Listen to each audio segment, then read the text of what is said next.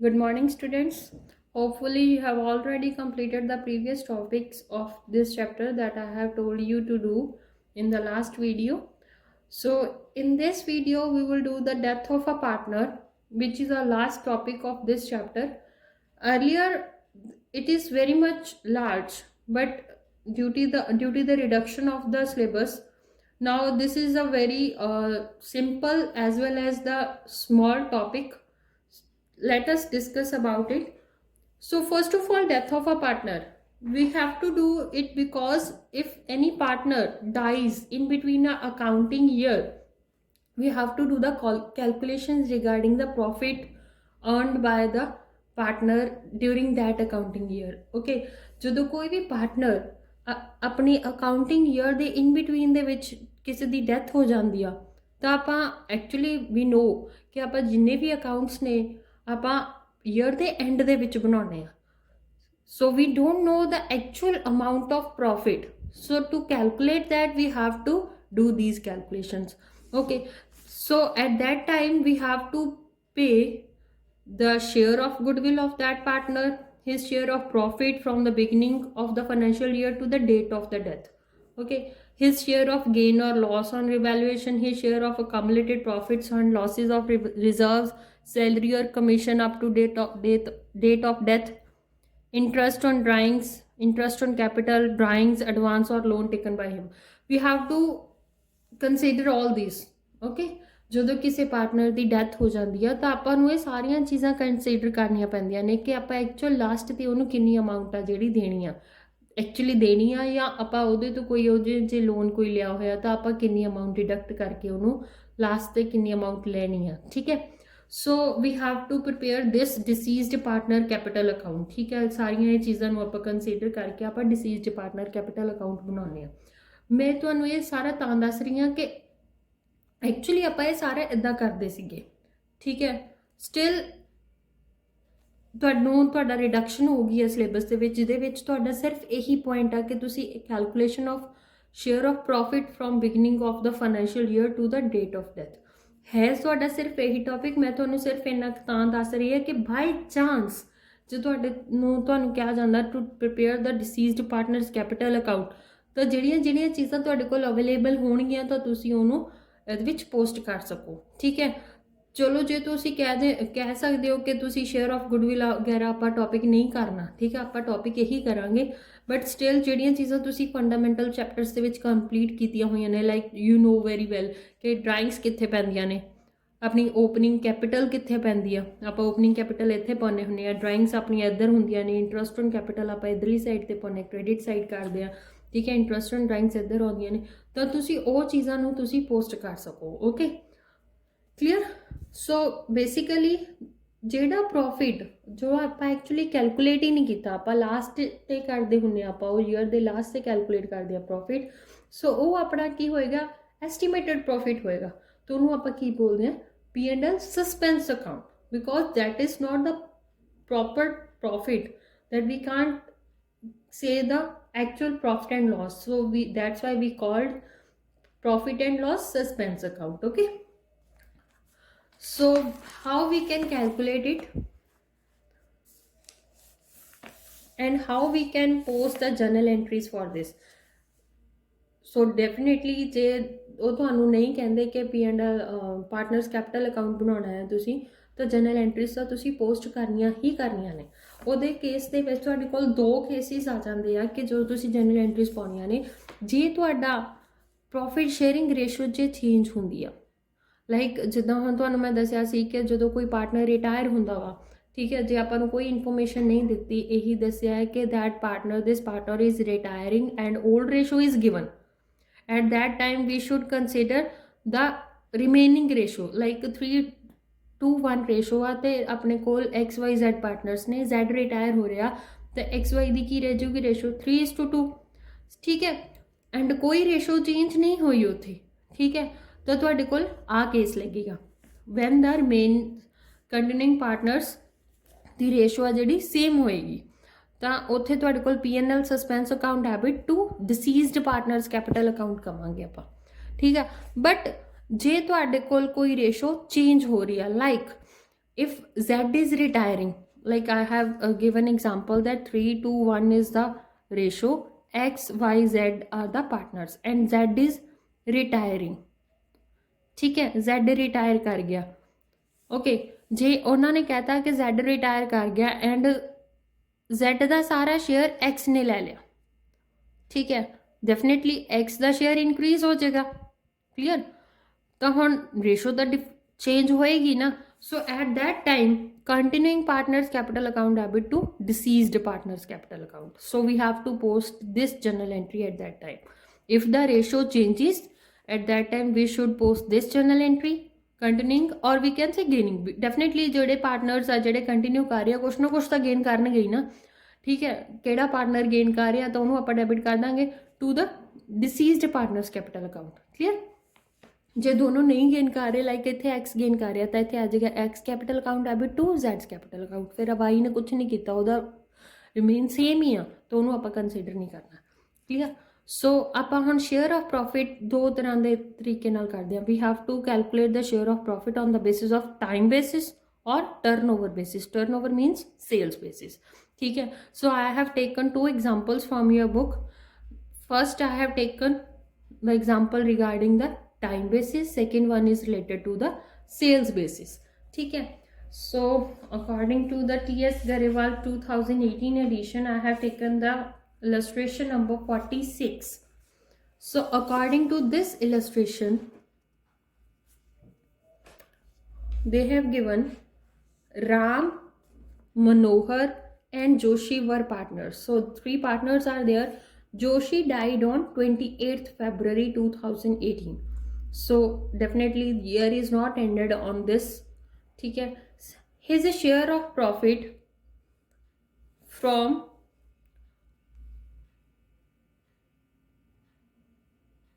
the closure of the last accounting year till the date of death was to be calculated on the basis of average of 3 completed years of profit before death.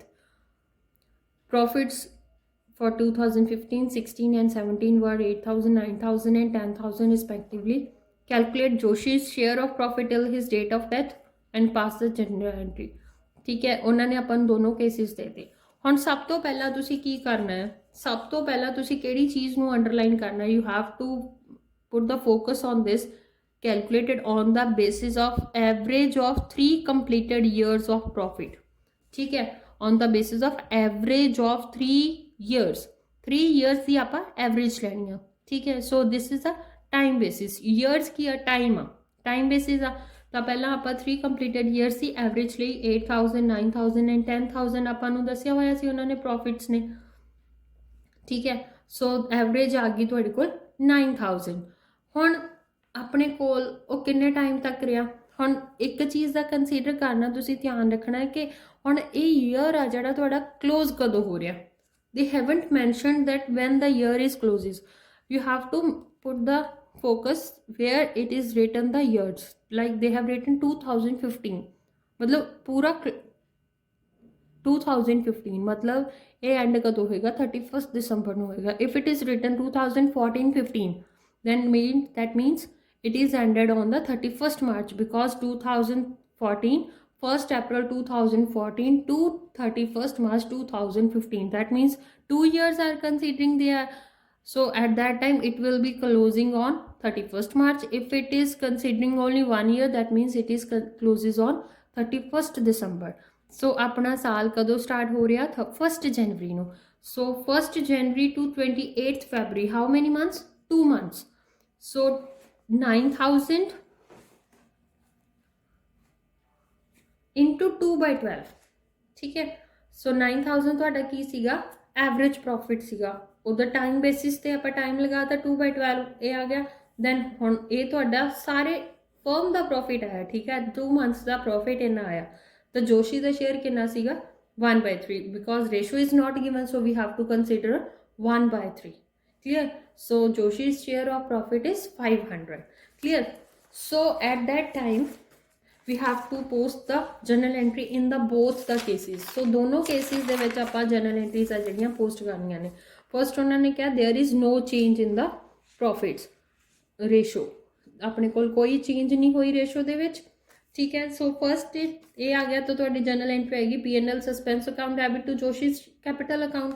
ਸੋ ਆਪਾਂ find ਕੀਤਾ ਸੀ that is 500 clear. When change in ratio, ਹਾਂ ਜੇ ਆਪਣੀ ratio change ਹੁੰਦੀ ਹੈ ਉਹਨਾਂ ਨੇ ਇੱਥੇ ਮੈਂਸ਼ਨ ਕੀਤਾ ਹੋਇਆ the ratio is 3:2, ठीक है। the new ratio is 3:2। old ratio कितनी है ਤੁਹਾਡੀ 1:1:1, new ratio is 3:2 है।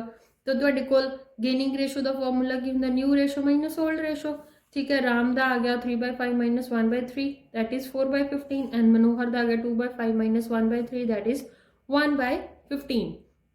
so gaining ratio is 4:1। so here both the partners are gaining, so continuing partners or gaining partners, so both partners are gaining, so we should debit both the partners to Joshi's capital account because Joshi is the deceased partner, ठीक है। ਤੁਹਾਡਾ ਮਰ ਗਿਆ partner ਤਾਂ ਉਹਨੂੰ ਆਪਾਂ credit ਕਰ ਦੇਣਾ। 500 ਸੀਗੀ ਅਮਾਊਂਟ ਟੋਟਲ, ਉਹਨੂੰ ਆਪਾਂ ਗੇਨਿੰਗ ਰੇਸ਼ੋ ਦੇ ਵਿੱਚ ਡਿਵਾਈਡ ਕਰਤਾ 4:1 ਦੇ ਵਿੱਚ, clear. So this is a time basis, how we can calculate it on the basis of the time। so next I will consider the illustration regarding the turnover or sales basis, clear। so according to this I have taken the example illustration number 49 from TS Garyal 2018 edition। A, B, C are partners on the ratio of 2:2:1, so 3 partners are there, 2:1 ratio। B died on 30th June 2018, accounts are closed on 31st March। here they have mentioned कि कदों तुहाडे accounts close हो रहे हैं। sales for the year ended 31st March were 3 lakh, sales of 1 lakh amounted between the period from 1st April to 30th June। Profit for the year ended 31st March 2018 was 30,000। Calculate deceased partner's share in the profit of the firm। ਹੁਣ ਇੱਥੇ ਉਹਨਾਂ ਨੇ general entry ਨਹੀਂ ਕਹੀ ਹੋਈ, ਆਪਾਂ ਨੂੰ simple calculate ਕਰਨ ਨੂੰ ਕਿਹਾ ਹੋਇਆ, ਠੀਕ ਹੈ। ਸਭ ਤੋਂ ਪਹਿਲਾਂ ਤਾਂ ਤੁਸੀਂ ਇਹ ਦੇਖੋ ਕਿ ਆਪਾਂ ਕਿਹੜੇ ਟਾਈਮ ਦੇ ਲਈ ਪ੍ਰੋਫਿਟ ਕੈਲਕੂਲੇਟ ਕਰਨਾ, ਮਤਲਬ ਉਹ ਡਾਈ ਕਦੋਂ ਹੋਇਆ, ਕਦੋਂ ਡਾਈਡ ਹੋਇਆ ਵਾ 30th ਜੂਨ ਨੂੰ। ਕੌਣ? ਬੀ ਡਾਈਡ ਔਨ 30th ਜੂਨ, ठीक है। तो आप 1st April तो 30th June तक करना, दैट मीन्स कितने मंथ्स हो गए हो 3 months। So they have given sales of last year that is 3 lakh and last year profit कितना सी ਤੁਹਾਡਾ 30,000, clear. So we have to calculate the profit percent on the basis of the last year profit and sale, ठीक है। Profit percent ਆਪਾਂ ਕਿਵੇਂ ਕੱਢਦੇ ਹੁੰਦੇ ਆ, प्रॉफिट ਜਿਹੜਾ ਤੁਹਾਡਾ प्रॉफिट ਦਿੱਤਾ ਹੋਇਆ ਡਿਵਾਈਡਡ ਬਾਈ ਕੀ ਤੋਂ ਕੱਢਣਾ, ਆਪਾਂ ਸੇਲਸ ਤੋਂ ਕੱਢਣਾ। ਸੋ ਸੇਲਸ ਨੂੰ ਆਪਾਂ ਨੀਚੇ ਲੈ ਲਾਂਗੇ, ਪਰਸੈਂਟੇਜ ਕਰਨੀ ਹੈ, so we have to multiplied by 100, clear। so that is 10%। ਹੁਣ ਦੁਬਾਰਾ ਸੁਣ ਲਓ, ਪ੍ਰੋਫਿਟ ਪਰਸੈਂਟ ਕੱਢਣ ਦੇ ਲਈ ਤੁਸੀਂ ਪਹਿਲਾਂ ਪ੍ਰੋਫਿਟ ਉੱਪਰ ਰੱਖਣਾ। ਕਿਹਦੇ ਤੋਂ ਪ੍ਰੋਫਿਟ ਕੱਢ ਰਹੇ ਹਾਂ ਆਪਾਂ, ਸੇਲਸ ਤੋਂ। We have to take the sales on the denominator, then we have to calculate the percentage, so multiplied by 100। so ਤੁਹਾਡੀ 10% ਮਤਲਬ ਲਾਸਟ ਈਅਰ ਆਪਾਂ ਜਿਹੜੀ ਪ੍ਰੋਫਿਟ ਸੀਗੇ, ਆਪਾਂ ਜਿੰਨੀਆਂ ਸੇਲਸ ਹੋਈਆਂ ਉਹਦੇ 10% ਆਪਾਂ ਪ੍ਰੋਫਿਟ ਆ ਜਿਹੜੇ ਕਮਾਏ ਆ, ਠੀਕ ਹੈ। ਸੋ ਇੱਥੇ ਵੀ ਆਪਾਂ ਹੁਣ ਇਸ ਸਾਲ ਵੀ ਉਸੇ ਤਰੀਕੇ ਨਾਲ ਕਰਨੀ ਹੈ। ਇੱਥੇ ਆਪਾਂ ਨੂੰ ਇਸ ਸਾਲ ਦੀਆਂ ਸੇਲਸ ਇੰਨੇ ਮੰਥਸ ਦੀਆਂ, ਮਤਲਬ ਉਹਨਾਂ ਨੇ ਮੈਂਸ਼ਨ ਕੀਤਾ ਕਿ ਇਹ ਸੇਲਸ ਆ ਜਿਹੜੀਆਂ 1 ਲੱਖ ਸੇਲਸ ਨੇ 1st April ਤੋਂ 30th June ਤੱਕ ਆ, ਠੀਕ ਹੈ। ਇਹ ਚੀਜ਼ ਦਾ ਧਿਆਨ ਰੱਖਣਾ ਕਿ ਜੇ ਉਹਨਾਂ ਨੇ ਕਿਹਾ ਹੋਇਆ ਕਿ 30th June ਤੱਕ ਆ, ਉੱਥੇ ਹੁਣ ਉਹਨਾਂ ਨੇ ਮੈਂਸ਼ਨ ਕੀਤਾ ਕਿ ਜਦੋਂ ਦੀ ਡੈਥ ਹੋਈ ਆ ਉਦੋਂ ਤੱਕ ਦੀਆਂ ਸੇਲਸ ਕਿੰਨੀਆਂ ਨੇ, ਠੀਕ ਹੈ। That is 1 lakh. ਸੋ ਹੁਣ ਆਪਾਂ ਇਸ ਸਾਲ ਦੀਆਂ ਆਪਣੀਆਂ ਇੰਨੇ ਮੰਥਸ ਦੀਆਂ ਸੇਲਸ 1 ਲੱਖ ਨੇ, ਤਾਂ ਇਸ ਮੰਥ ਇਸ ਟਾਈਮ ਦਾ ਪ੍ਰੋਫਿਟ ਕਿੰਨਾ ਹੋਊਗਾ, ਡੈਫੀਨੇਟਲੀ ਆਪਾਂ ਪਰਸੈਂਟੇਜ ਲਗਾ ਦਾਂਗੇ। 10% ਦਾ ਪ੍ਰੋਫਿਟ ਕਿੰਨਾ ਹੋ ਗਿਆ, ਪ੍ਰੋਫਿਟ ਹੋ ਗਿਆ ਤੁਹਾਡੇ ਕੋਲ 10,000। ਇਹ ਹੋ ਗਿਆ ਹੁਣ ਪੂਰੇ ਫਰਮ ਦਾ ਪ੍ਰੋਫਿਟ। ਤਾਂ ਹੁਣ ਆਪਾਂ ਉਹਦੇ ਤੇ ਬੀ ਦਾ ਸ਼ੇਅਰ ਲਗਾ ਦਾਂਗੇ। ਬੀ ਦਾ ਸ਼ੇਅਰ 2/5 ਸੀਗਾ, ਤਾਂ ਬੀ ਸ਼ੇਅਰ ਆਫ ਪ੍ਰੋਫਿਟ ਕਿੰਨਾ ਹੋ ਗਿਆ 4,000, ਕਲੀਅਰ। ਜੇ ਇੱਥੇ ਉਹਨਾਂ ਨੇ ਪੂਰੇ ਟਾਈਮ ਦਾ ਦਿੱਤਾ ਹੁੰਦਾ ਤਾਂ ਆਪਾਂ ਉਹਦੇ ਤੇ ਟਾਈਮ ਵੀ ਲਗਾਉਣਾ ਸੀਗਾ। ਹੁਣ ਉੱਥੇ ਮੰਥਸ ਆਪਾਂ ਨੂੰ ਨਹੀਂ ਦਿੱਤੇ ਸੀ ਤਾਂ ਆਪਾਂ ਟਾਈਮ ਨਹੀਂ ਲਗਾਇਆ, clear. So that's all about this chapter. ਜੇ ਬਾਈ ਚਾਂਸ ਤੁਹਾਨੂੰ ਪੁੱਛਦੇ ਆ ਡਿਸੀਜ਼ਡ ਪਾਰਟਨਰਸ ਕੈਪੀਟਲ ਅਕਾਊਂਟ ਬਾਰੇ, so at that time you have to prepare the partners capital account. ਜੋ ਚੀਜ਼ਾਂ ਤੁਹਾਡੇ ਕੋਲ ਗਿਵਨ ਹੋਣਗੀਆਂ ਉਹ ਤੁਸੀਂ ਪੋਸਟ ਕਰ ਦਿਓ। Other than there is nothing in the syllabus. ਤੁਹਾਨੂੰ ਸਿਰਫ ਇਹ ਟੌਪਿਕ ਦਿੱਤਾ ਹੋਇਆ ਡੈਥ ਆਫ ਪਾਰਟਨਰ ਦੇ ਰਿਗਾਰਡਿੰਗ, ਠੀਕ ਹੈ। So that's all about this chapter as well as for the video. Meet you in the next video with the new chapter. Thank you.